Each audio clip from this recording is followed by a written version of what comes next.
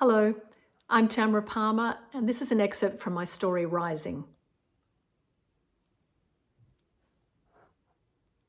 By the time Marion glanced up from her phone, they were already a long way up. It had been a rushing kind of morning. After peeling the teenager off the couch and pushing him out the door, she'd had no time to clean up the place, let alone any time for herself, before she had to get to the shopping centre. Time. Where did it go? God knows what I look like, she thought, rolling her eyes. If only they sold better fruit at the supermarket, I wouldn't even have to go up to Wild and Fresh to get those fucking avocados. As she stepped on the escalator, she pulled out her phone. As usual, there were no calls or texts from Gary. A sound escaped her lips. Marriage had emptied out all of his spontaneity. It was as if, like a woman's eggs, he'd been born with only a certain amount of light-hearted communication, and he'd used it all up.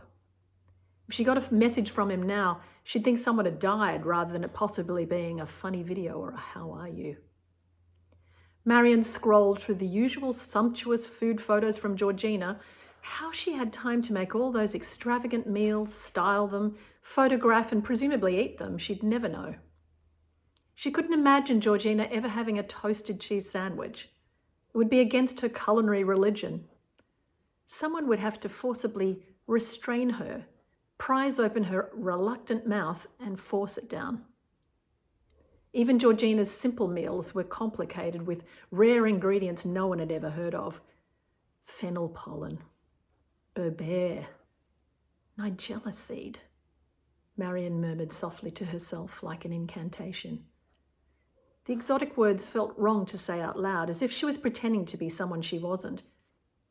A mark on her blouse caught her eye.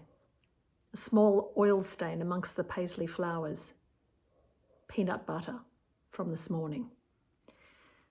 She sighed deeply and scrolled on. Janice and Susie had both been on recent trips, and there were endless beautiful holiday snaps showing smiling faces and heavily saturated sunsets. She hadn't known Susie could jet ski, but there you go. Marion wiped her hand down the side of her jeans. She was starting to get that grubby feeling, an anger mixed with desire that made her feel like she'd watched pornography or something. She felt a kind of digital grime building on her fingers as she scrolled and pressed down over and over. Enough. She looked up and saw that the escalator was still going up. By now they should have arrived at the second level, but instead they were rising above the centre. Her eyes widened. She gripped the rubber handrail tighter as it chugged along beside her, humming with industry.